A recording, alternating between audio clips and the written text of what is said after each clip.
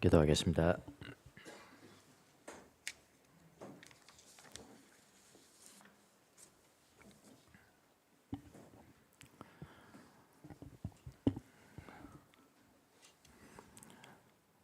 우리의 내면을 주님께로 고정합니다.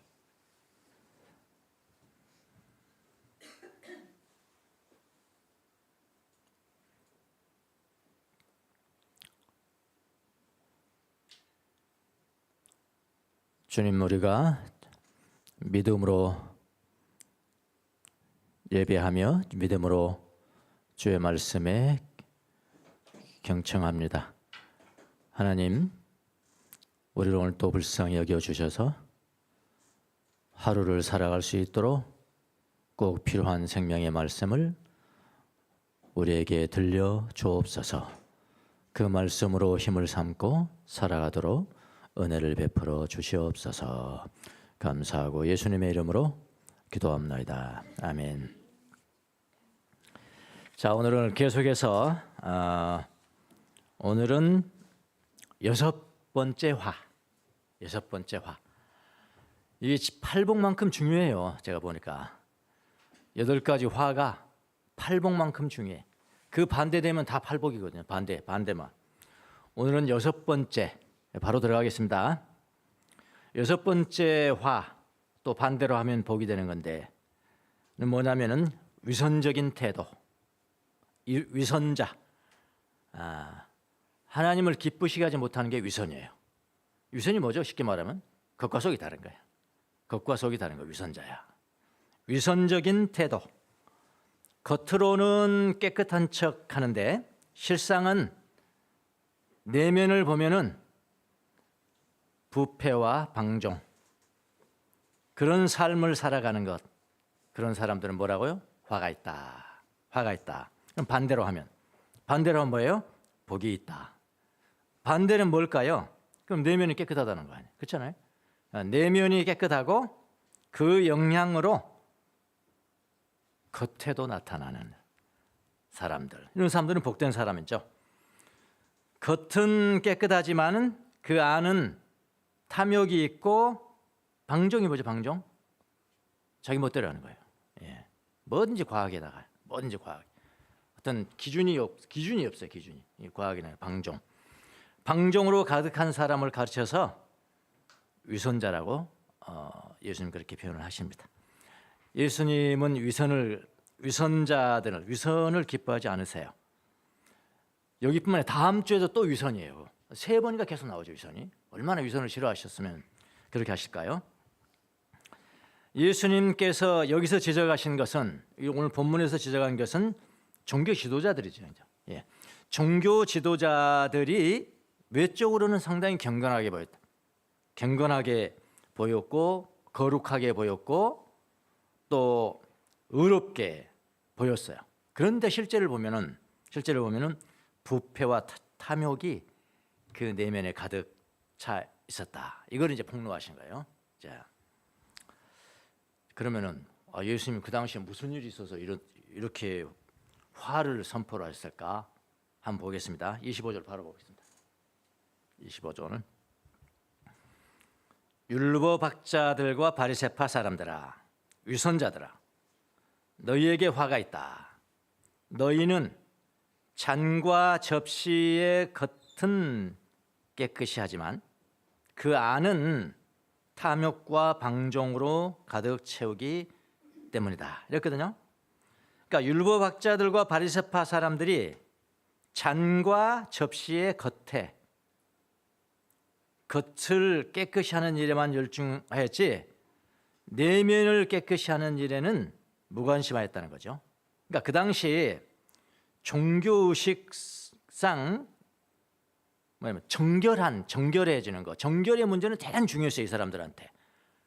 그러니까 뭐 하려면은 손부터 씻고 집에 남의 집에 들어가서 손부터 씻고 하잖아요. 이게 다 정결 의식에서 나온 거예요. 이 정결 의식이라는 게 대단히 중요한데 뭐라고 그랬냐면은 자신의 몸의 정결 문제는 바리새에게 매우 중요했단 말이에요. 그들은 자신의 몸뿐만 아니라 그다음에 어디까지 나갔냐면 식기까지 나갔어요. 식기까지. 잔과 대접이니까 식기죠. 식기까지도 의식의 절차에 따라서 세척을 했다 이 말이에요. 그 사람들이 관행했단 말이에요. 이렇게 여기서부터 점점 거쳐하더니 어디에까지 자기 제사 지내는 제기에까지 어떻게 씻을 것인가. 거기까지 관심을 가졌단 말이죠. 어떻게 보면 기특하죠. 그래서 그 당시에 바리새파 우리 지난 한번 살펴봤습니다마는 바리새파 중에 두 파가 있는데 바리새파 다수파가 있고 소수파가 있어요. 다수파가 무슨 파라고 그러죠? 샴마이 약파라고 그러죠. 샴마이 약파. 소수파는 뭐죠? 힐렐 학파예요. 힐렐. 소수파가 바울 사도도 그 문화생이에요. 거기서 훈련을 받은 사람이에요. 예. 이 다수파는 뭐라고 하냐면 샴마이 약파는 뭐라고 주장했냐면은 자네 안쪽은 정결하지 않더라도 이랬어요. 자네 안쪽은 정결하지 않더라도 바깥쪽은 정결해질 수 있다고 그렇게 해석을 했다 이 말이에요. 근데 이에 반해서 소수파인 힐렐 학파는 종교 지도자들이 이 짓 하고 있었다니까요. 그렇게 이해하시면 돼. 지금 그 당시에 2000년 전의 이야기를 지금 말씀드리는 거예요. 역사를요. 가장 정확하게 이해를 해야 되니까.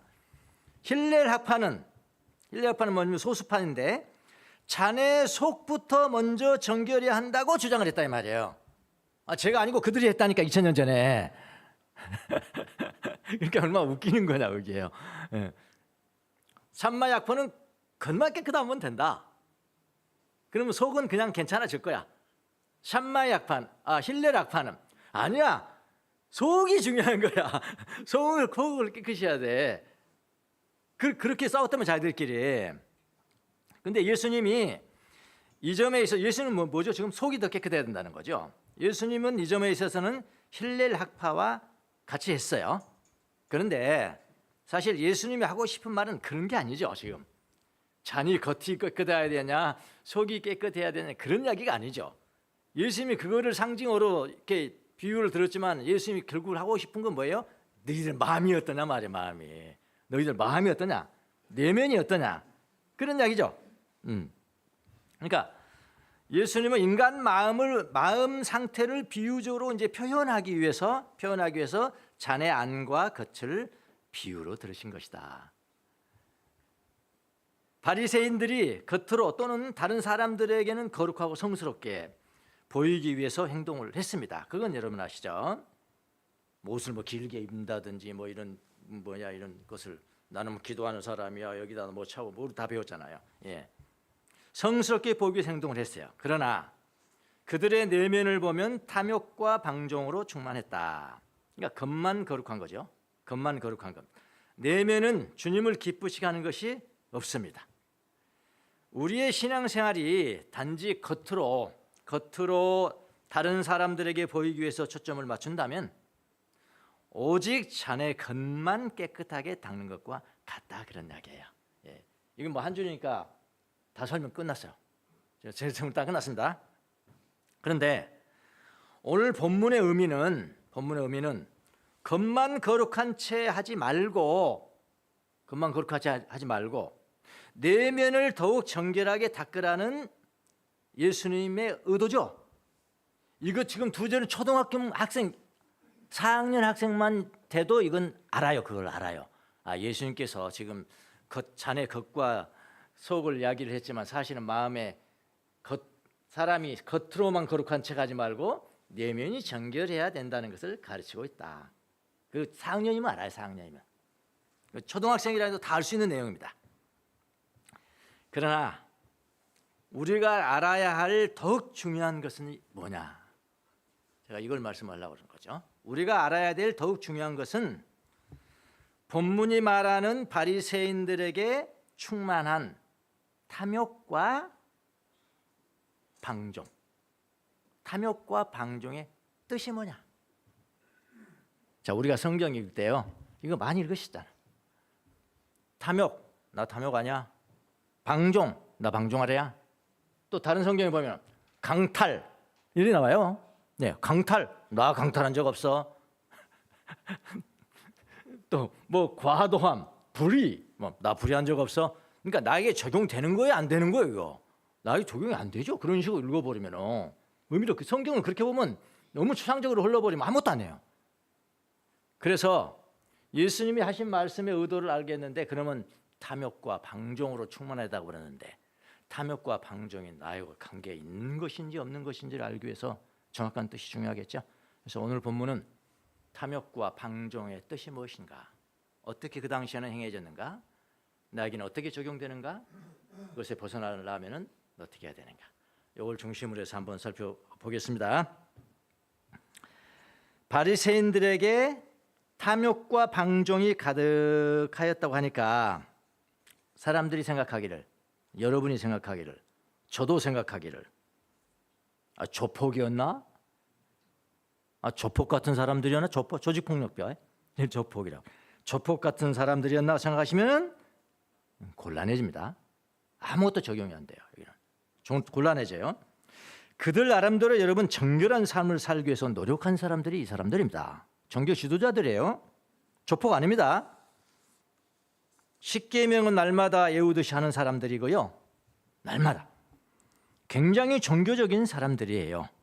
종교인들이 세상의 법을 어겨가면서 강도 짓을 하겠습니까? 여러분 그렇게 보십니까? 그거 아니에요. 아니에요. 강도 아니에요. 그들이 조폭 같은 사람이라고만 생각하면 우리에게 적용할 교훈은 거의 없습니다. 그냥 읽고 지나가는 거예요. 예. 왜냐하면 우리는 그런 의미의 조폭은, 여러분과 저는 그런 의미의 조폭은 아니에요. 과거에 조폭이라 했더라도 회개해서 그런 조폭은 아니에요.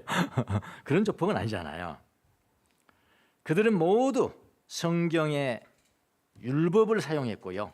성경의 율법을 사용했고 성경 자기들이 내려온 전통을 사용해서 뭘 했냐면은 겉으로는 드러나지 않아요. 하나님이 보시기에, 하나님의 눈으로 보기에는 탐욕과 방종을 일삼았던 것입니다. 그래서 먼저 우리는 그들이 행했던 탐욕과 방종의 뜻이 무엇인지를 정확하게 알아야 되고, 그 다음에 2000년 이후에 오늘을 살아가는 우리에게는 어떻게 적용이 되는지 그걸 한번 살펴보도록 하겠습니다. 자, 25절로 다시 돌아가 보겠습니다. 너희는 잔과 접시의 겉은 깨끗이 하지만 그 안은 탐욕과 방종으로 가득 채우기 때문이다. 우리 세번역 얘기예요. 세번역은 탐욕과 방종이라고 번역을 했습니다. 그 두 단어를, 한 단어를 탐욕, 다른 단어를 방종이라고 번역을 했어요. 근데 다른 제가 성경을 몇 개 지금 제시를 할게요. 다 달라요. 이 번역을 다 다르게 했어요. 그러면 이 두 단어가 굉장히 쉽다, 어렵다? 어렵다. 그런 뜻이잖아요. 보여드릴게요. 킹 제임스 번역본, 한글 번역본이요. 킹 제임스 번역본은 뭐라고 번역했냐면은 강탈, 앞에 부분을 강탈, 뒤에 부분은 과도함. 이렇게 해서 강탈, 과도함. 여기서 강탈과 과도함. 여기는 탐욕을 강탈로 번역을 했고 방종을 과도함으로 번역을 했어요. 예. 그다음 개역 성경은 앞에는 탐욕으로 번역했고 여기는 맞죠, 같죠? 여기는 방종이 아니라 방탕. 예. 그 다음에 공동 번역도 참 좋은 성경입니다. 요즘 잘 안 쓰고, 옛날엔 가톨릭에 썼지만은 지금 가톨릭 또 다른 번역을 해서 쓰고 있죠. 그럼 저는 꼭 봐요. 이 본문 비평하고 그럴 때는 이런 성경도 다 봅니다. 여기는 착취했어요. 탐욕이 아니라 착취. 그 다음에 탐욕. 여기 탐욕은 방종을 탐욕이라고 했어요. 공동 번역이래요. 이렇게 됐어요. 영어 성경 NIV 성경을 볼게요. Greed. 이거는 탐욕 비슷하겠죠. Self-indulgence. 이거는 자기 멋대로 하는 거. 방종, 이게 그런 뜻이죠. 이 뒷부분에 이게 NIV 성경. 그 다음에 영어 킹 제임스 버전. 영어 킹 제임스 버전은 extortion. 이건 갈취, 착취 이런 뜻이에요. 그리고 excess는 뭐죠? 과도함. 네. 제가 제일 그 눈에 내 마음에 드는 번역은 이 부분입니다. 이 부분. 갈치 앞에 부분 이 부분은 갈치 착취해도 상관이 없어요. 이건 좀 강력하게 썼지만은 강도가 아니에요. 강도가 아니고 피해자가 내가 이 사람에게 돈을 주는데 내가 강취당했다는 것을 모르고 막 주는 거야. 그러니까 착취 같은 게 좀 더 맞아요. 착취. 피해자한테 내가 때려서 돈 뺏는 거 아니란 말이에요. 그거는 형법에 걸리는 거죠. 그렇지 않은데도 교회 다니고 열심히 교회 다니는데 제가 여러분 교묘하게 여러분에게 설교를 해버리면 여러분 돈 내는 게 돼 있어요. 교묘하게 해버리면 이거 그런 거란 말이에요. 이게 그러니까 이 단어가 굉장히 중요한 단어들을 제가 이렇게 쭉 나열을 했습니다. 자, 한글과 영어로만 나열을 했으니까 이건 헬라어가 안 들어가면 안 되는 거죠 또. 예.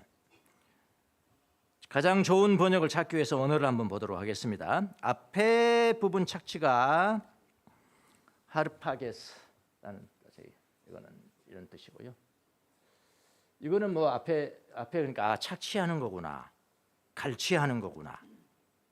나도 모르는 사이에 다 돈을 줬는데 나중에 다 깨닫게 된 거야. 어? 현타가 온 거야. 현타. 현실 자각 타임. 그때는 이미 늦었어요. 이미 돈은 다 왔어. 나한테 다 왔어. 종교 지도자인 나한테 다 왔어. 근데 딱 보니까 내가 20년 지나고 보니까 주명수 목사님한테 나 갈취당한 것 같아요. 요 현타가 늦게 와. 이게 강취하고 다릅니다.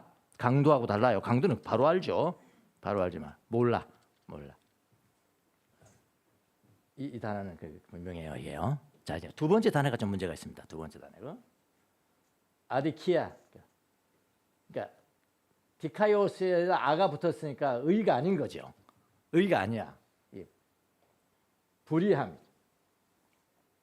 그런데 이렇게 이 단어는 똑같은데 이 단어가 다른 사본이 또 하나가 있어요. 헬라어 사본을 보면은 가장 중요한 사본들이 두 가지예요. 두 가지. 이것 좀 한번 보여드릴게요. 두 가지인데 제가 그러니까 다른 사본에는 이렇게 설교 때 다른 사본에는 이런 단어가 사용됐습니다. 또 다른 사본에는 이런 단어가 사용됐습니까?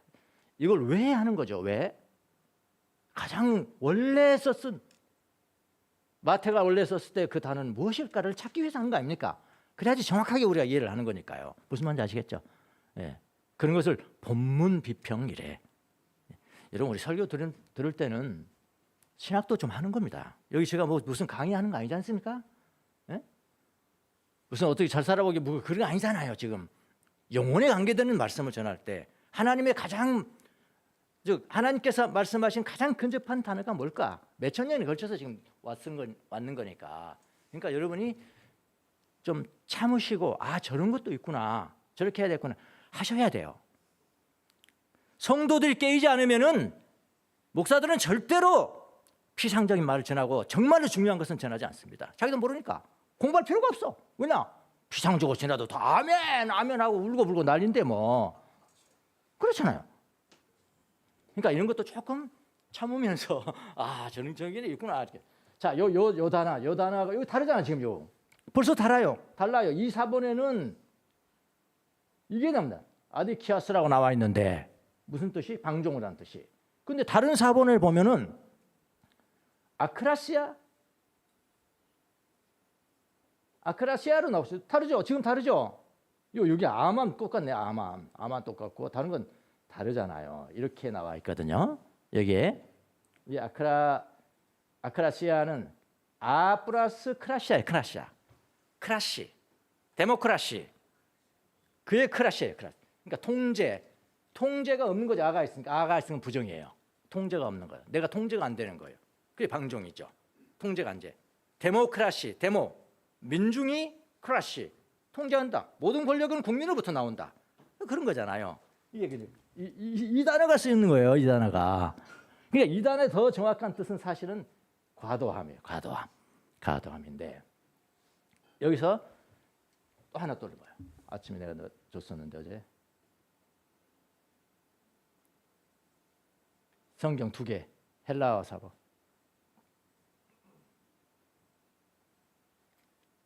있을 건데 없어? 네, 어저께 줬는데. 네.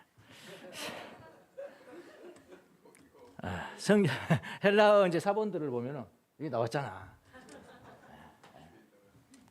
성경 사본들의 가장 이제 중요한 것이 BGT하고 BYG 두 사본이 양대 산맥을 이루고 있어요.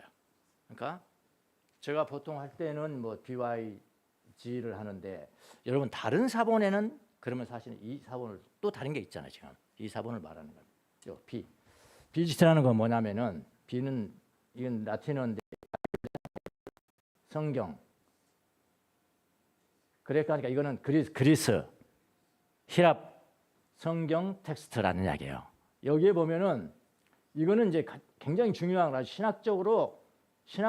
신학적으로는 굉장히 중요한 왜냐하면은 거의 고대 사본들로 구성이 되어 있거든요. 이거 그대로 써놨습니다. 이거 제가 그 밴드에 올리겠습니다. 여기 보죠. 성경학 저사에 가장 널리 사용되며 학문적 표종으로 인정을 받습니다. 왜냐하면 고대니까 NIV 성경도 이걸 기초해서 번역을 했어요. 자, 이런 게 있고 또 하나 있어. 자, 요거는 이제 비잔틴 텍스트 폼이라고 그래가지고 BYT 이렇게 이 약자입니다. 예. 그대로 써놨습니다. 계열의 텍스트로 기반으로.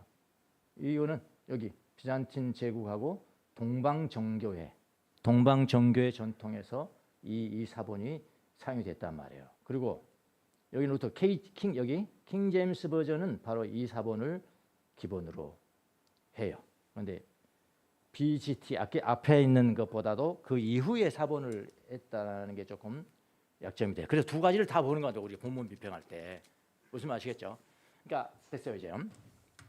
앞에 BYG 비잔틴 사본에는 하게 나오는 단어하고 BGT에 나오는 단어가 다르단 말이에요. 어떤 게? 방종에 다르다 이 말이에요. 근데 더욱더 원어에 가까운 것은 BGT. 그러니까 그 방종이 뭐냐면은 과도함이란 말이에요. 예. 자기가 자신을 통제를 못한단 말이에요. 무슨 말 아시겠습니까? 예. 그 뜻이란 말이에요. 그 뜻. 그렇게만 여러분이 이해를 하시면 되겠습니다. 그럼 조금 제가 더 설명을 해드릴게요. 자, 그러니까 아까 착취와 과도함, 절제부족, 욕망과 이기심에 통제되지 않은 상태, 그런 과도한 그것으로 가득 차 있다. 마음이 더러워졌다, 내면이 더러워졌다. 그럼 실제 예를 한번 들어볼게요. 바리새인들이 어떻게 강탈을 했을까? 어떻게 착취를 했을까? 바리새인들이 어떻게 방종을 보였을까? 가난한 사람들의 재산을 착취했다고 성경은 이야기합니다. 바리새인들은 가난한 과부나 약자를 대상으로 재산을 탐내거나 그들의 집을 삼켰다. 이랬거든요. 어디에 나와요? 우리 이미 했어요. 14절에 나옵니다. 23장 14절에 서기관과 바리새인들 위선자들아 너희에게 화가 있을지어다. 너희가 과부들의 집을 삼키고 거칠애로 길게 기도하나니 그런즉 너희가 더 큰 정죄를 받으리라. 과부들의 집을 삼켰다는 것은요 강도짓 하는 게 아니에요. 나중에 보니까 집 바치고 돈 바치면 복 받는다고 그래서 또 거짓 예언이나 복 받는다고 그래서 돈 다 냈다니까. 다 냈어요. 5년 지나고 10년이 지납니다. 딱 봐서 내가 당했구나. 이렇게 됐다 이 말이에요. 과부들의 가산을 다 삼키. 이것도 그야말로 착취하는 것이죠. 예.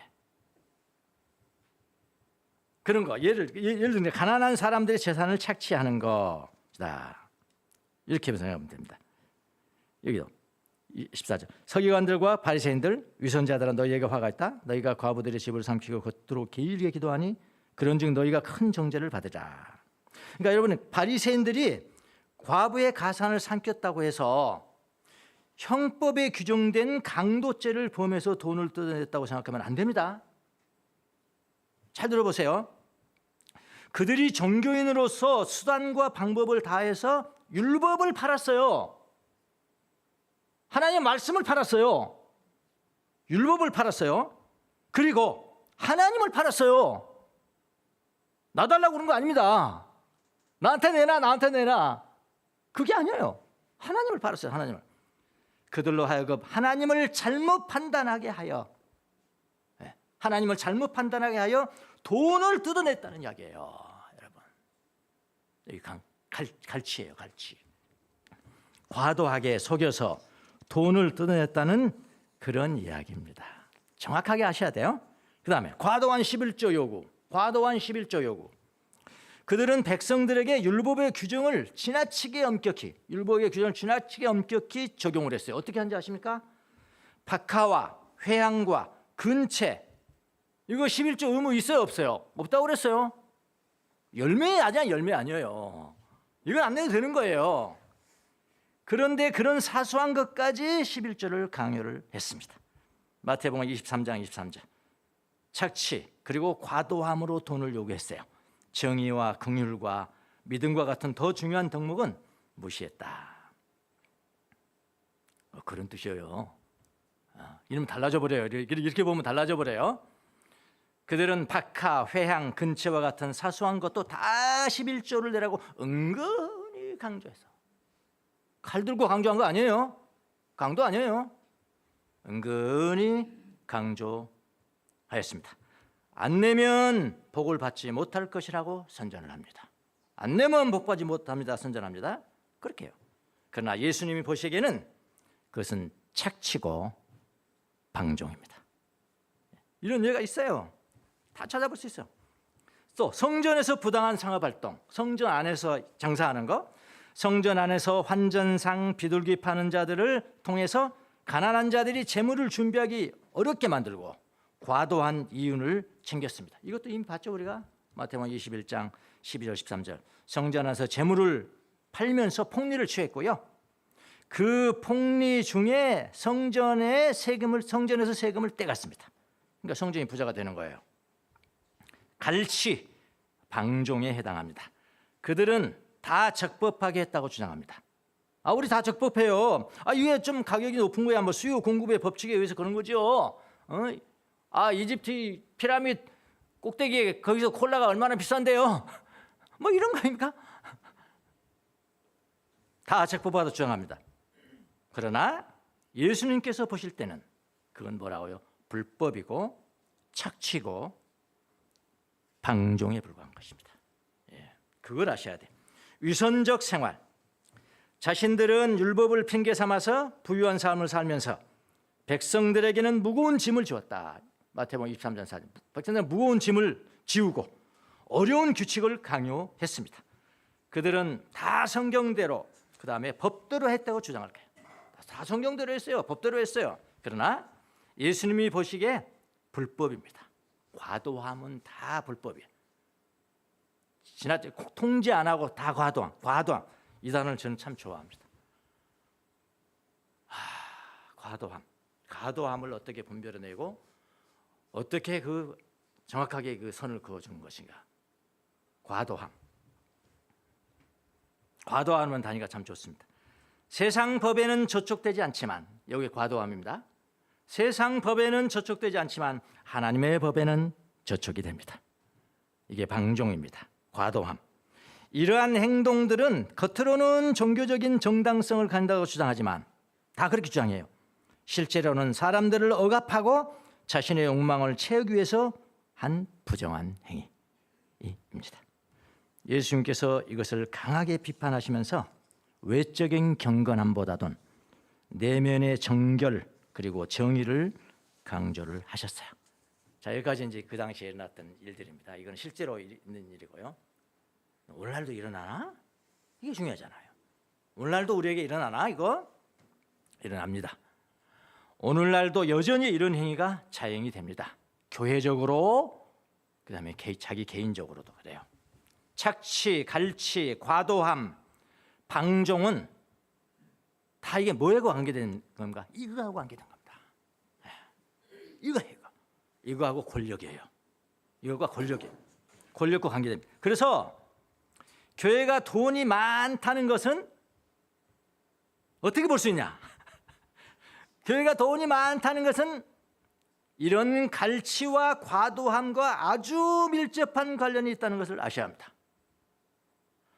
만약 교회 당회장이 과도한 권력을 가지고 있다면 저 교회는 목사님이 뭔 권력을 저렇게 행사하냐, 과도한 권력을 가지고 있다면 이런 갈취와 과도함과 관련이 있다고 보면 됩니다. 누가 뭐라고 변명해도 이것은 진실이에요. 진실입니다.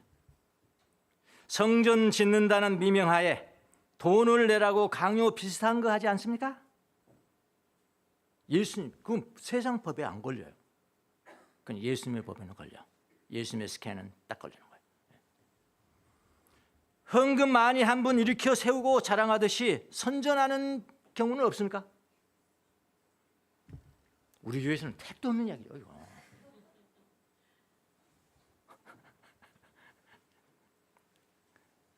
헌금 많이 하시면 이분 일부러 선전도 안 해. 택도 없는 이야기예요. 헌금 많이 하면 이렇게 세우고 이분이 얼마 했습니다. 선전은 그 최고의 선전 효과거든요. 어떤 분 세속적인 이 선전 효과로 본다면 최고야. 예배 그냥 꽉 차 있는 데서 그냥 딱 이렇게 세워가지고 박수로 여러분. 이 말은 무슨 말입니까? 박수 친 사람 다 하란 이야기예요, 그게. 그래서 와서 또 하잖아요. 나중에 보니까 속은 거야. 그 갈취예요, 갈취다. 이런 말씀이 나오니까 또 제가 이 설교 하는 거예요. 제가 뭐 특별히 무슨 뭐 큰 이런 사람들 특히 원수지고 그거 없어요. 저는 없어요. 저는 없어요. 하다 보니까 그 차례가 된 거예요, 이게. 누구는 얼마를 했는데 여러분은 왜 안 하냐고. 여러분은 왜 안 하냐고. 은근히 비교하고 경매하는 행위는 없습니까? 경매. 자, 1억 나왔습니다. 1억 나왔습니다. 2억 나왔습니다. 2억 나왔습니다. 이게 뭐 하는 짓입니까, 교회에서?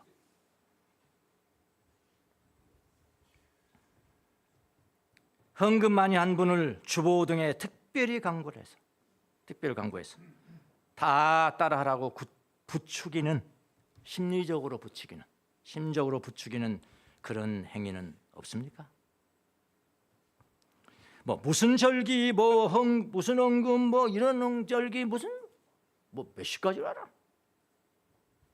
이런 다양한 헌금을 하면 복 받는다고 은근히 강조하면서 헌금을 받아내지는 않습니까? 우리 다 하고 있는 거예요.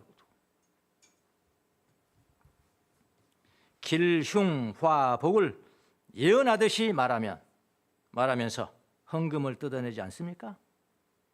얼마나 많은지 모릅니다. 제가 이런 사람들 얼마나 많이 상담을 했겠어요. 그래서 저는 경험해서 말하는 거예요.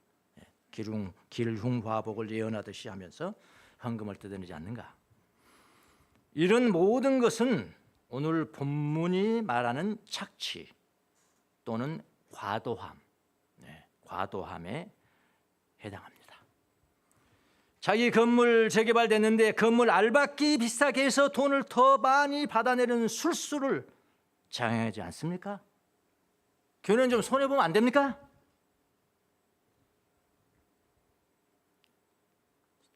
완전 술수죠. 그리고 당연히 당에 다 동의하죠. 그렇게 해야죠. 한 사람 이의를 제기하는 사람이 없죠. 그게 우리 교회의 모습이라고요. 근데 교회 안에 있으면 몰라요.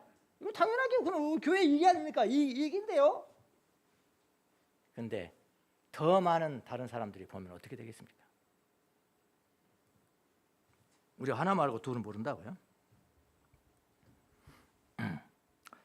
목사님 다 뜻대로 하세요. 목사님 뜻대로 하세요. 목사님이 왕이야, 왕.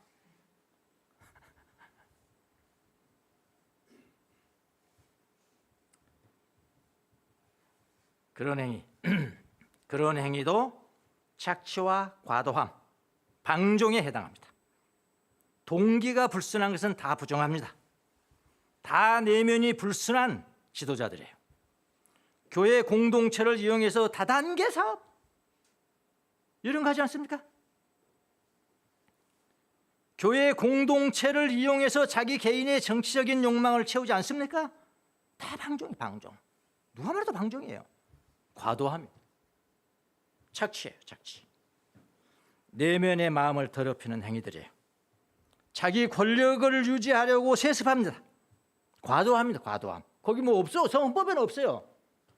세습하지 말라 뭐 있는 데도 있나? 하여튼 난 모르겠어요. 없어요, 그런 거. 헌법에 없어요, 헌법에. 교회법에 없어요. 어디에 걸리냐고요? 방종에 걸리는 거예요, 방종. 과도함.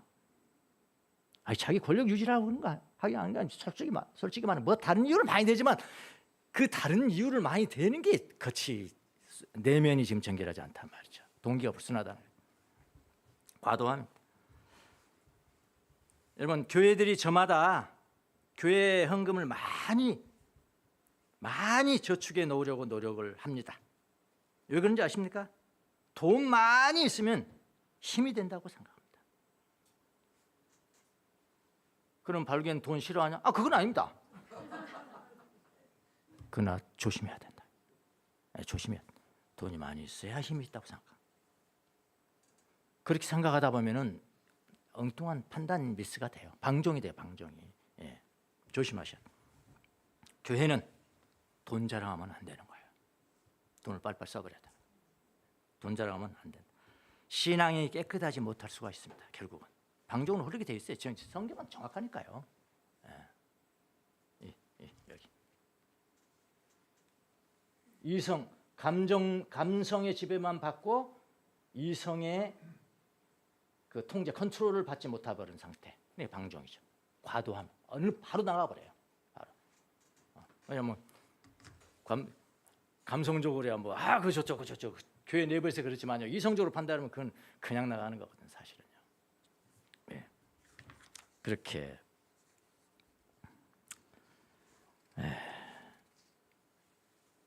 돈 너무 자랑하면 안 됩니다. 한 이야기가 있는데 옛날 이야기입니다. 4세기에 있던 이야기. 외국에서 많은 금을 가지고 이걸 꼭 가난한 수도사들한테 나눠줘야 되겠다. 금덩어리를. 그래가지고 사막에 찾아온 한 부유한 사람이 있었습니다. 그분이 사제한테 와가지고 그 중에 이제 금 얼마를 그분한테 드리면서 이 가난한 사람들한테 좀 나눠주세요. 이렇게 부탁을 했답니다. 사제는 대답을 했습니다. 아니, 우리 수사들에게는 금 필요 없어요. 필요치 않습니다. 그런데 이 부자는 그러지 말고 금을 담은 이 바구니를 그냥 그 교회 문 앞에다 갖다 놓은 거예요. 교회 문 앞에 딱 가져. 필요한 사람 다 가져가시오. 그랬어요. 할 수 없으니까 이제 담임 사제가 필요한 사람 가져가세요. 자유롭게 아무도 안 봅니다. 그랬는데 한 사람도 바구니 앞에 오지도 않았다니. 그것을 쳐다보는 사람도 없었다고 합니다. 사제는 방문객에게 말했습니다. 하나님께서는 당신의 사랑을 보셨습니다. 이미 보셨습니다. 그러니 이것을 가지고 가서 가난한 사람들에게 나누어 주십시오. 그랬더니요. 그 방문객은 큰 감동을 받고 그곳을 떠났다고 합니다. 내가 거기 있어야 되는데.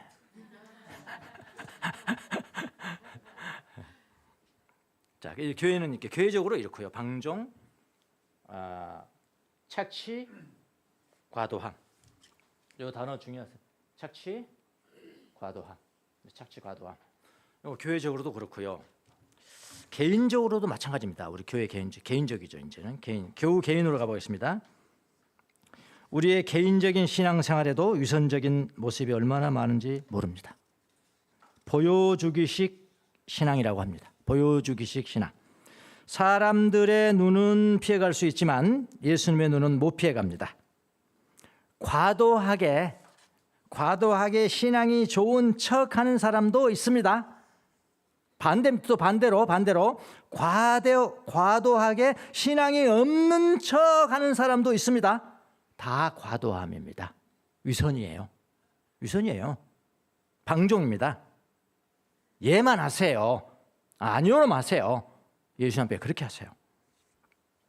내면에는 아직 어두움이 많은데 주님의 은혜가 필요한데 내가 신앙생활 한 지가 얼마인데 말이야. 나는 그런 생각을 합니다. 내가 신앙생활 하는데 언젠데. 그리고 주님 앞에 무릎을 꿇지 몰라요. 무릎을 꿇을지 몰라요. 다 잘 되어가는 줄로 압니다. 그게 바로 위선입니다. 위선이고요. 과도함이. 목사님 지나치게 의심하면서 봉사하는 사람 것도 위선이에요. 위선입니다. 주님 보고 봉사하셔야지. 주님 기쁘게 하셔야 돼. 목사님 기쁘게 하면 안 돼요. 그 언제든지 타락할 수 있는 사람이에요. 사람은 그래요. 똑같아요. 예. 주님이 기쁘시게 하는, 주님을 기쁘시게 하는 봉사. 목사님 눈치 보면서 봉사하면 안 됩니다.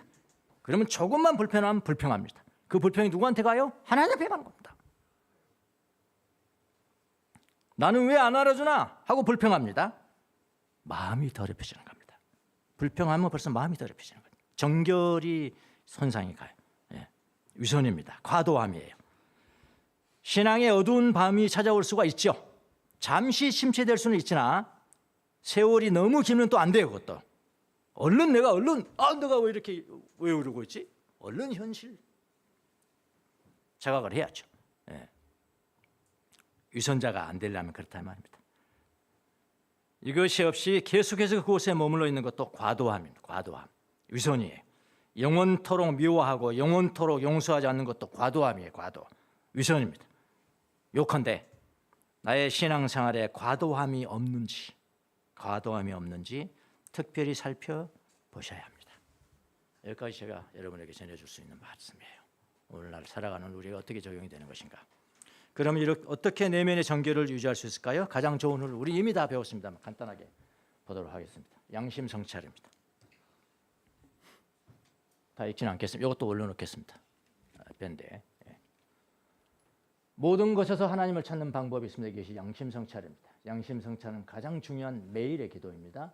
아무리 할 일이 많아도 하나님을 위해 시간을 낼 수 없어도 이 짧은 훈련을 게을리해서는 안 됩니다.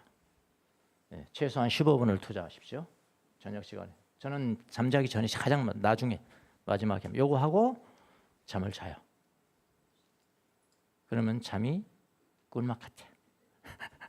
네. 내적인 침맥을 유지하면서 우리 형성들은 다 하고 있습니다. 다 알고 계신 분이고 다시 한번 반복하는 겁니다. 아무리 해도 안 하신 분은 안 하더라고요. 저도 알아버렸어 제가. 그러니까 성취가 안 돼. 네. 무슨 말인지 모르. 네. 하시는 분 계속 하시고요. 지금까지 안 해오신 분 한번 해보시라고. 내적 침묵을 유지하면서 하루 동안 체험한 것을 생각하십시오. 영화처럼 하루를 시간 단위로 펼쳐봅니다. 하루 중 가장 강렬했던 경험이나 만남. 이 강렬했던 만남을 이거 여기서 뭘 볼 수 있냐면은 우리는 교회 다니니까 항상 종교적인 체험을 하는 것만 기대하고 또 그것만 이야기하잖아요. 근데 아니야. 여기 체험은 하나님은 종교적인 하나님 아니에요. 우리의 모든 삶의 하나님이시라고요.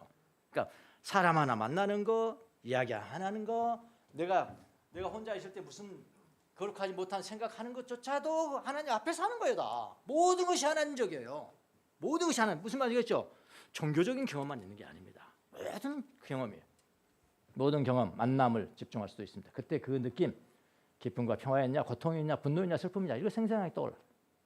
여기서 하루의 경험을 명확히 하나님과 연결시켜야 돼. 잘된 것, 아름다운 것, 성과, 성공을 하나님께서 이루시고 선물한 것을 이해하십시오. 그렇게 하셨나? 아니면 실패한 것만 있나?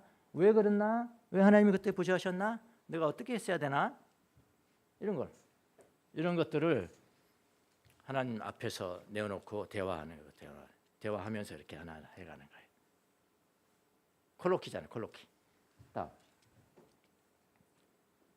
그리고 하루를 기도로 표현합니다. 하나님이 선물하신 것에 대해서 감사하고 기쁜 체험을 하신 것 주님을 찬양합니다. 이거 다 읽어보면 다 이해 다 돼. 중요한 모든 것을 하나님께 설명, 담화, 콜로키. 우리 배웠죠? 콜로키.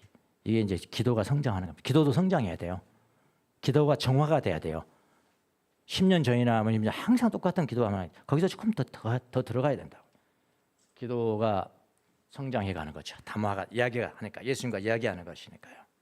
담화를 나누십시오. 대화는 개방적이고 구체적이고 인격적이죠. 기도가 인격적이다. 진실하죠. 대화가 깊어질수록 만남은 더 기도가 만남이에요. 그러세요. 누구하고 만남이에요? 하나님과의 만남이라고. 사귐이라고. 연애하는 거예요. 연애. 기도라는 게. 세월이 흐르면 말이 없어집니다. 오히려 세월이 흐르면 말이 없어져. 그러면 어떻게 할까요? 말 없으면 듣는 거죠. 예. 침묵을 통해 서로에게 독특하게 됩니다. 예, 이렇게 하시고 영성일지에 기록합니다. 영성일지에 기록한 거 가르쳐주셨죠? 감사하라. 감사를 써라. 기도할 걸 써라. 피티션 청원하라. 그 다음에 내가 오늘 무슨 일이 있었나 그 과정 성찰하라. 그 다음에 회개하라.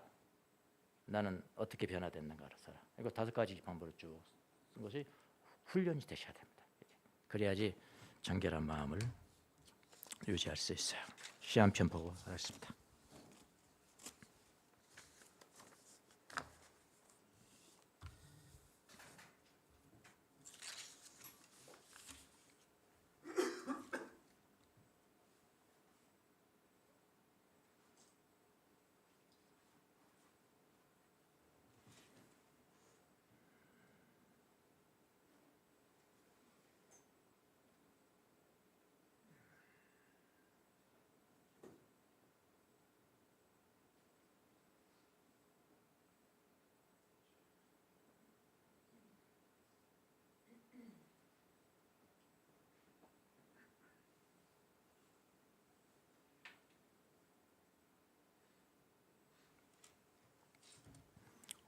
기도하겠습니다. 주님, 거룩한 척 하지 않게 해 주옵소서. 거룩하게 하소서. 겉으로 신앙심이 있는 것처럼 되지 않게 해주소서. 그냥 신앙 가르치게 도와주세요. 주님 앞에 예스와 노를 분명히 하게 도와주세요.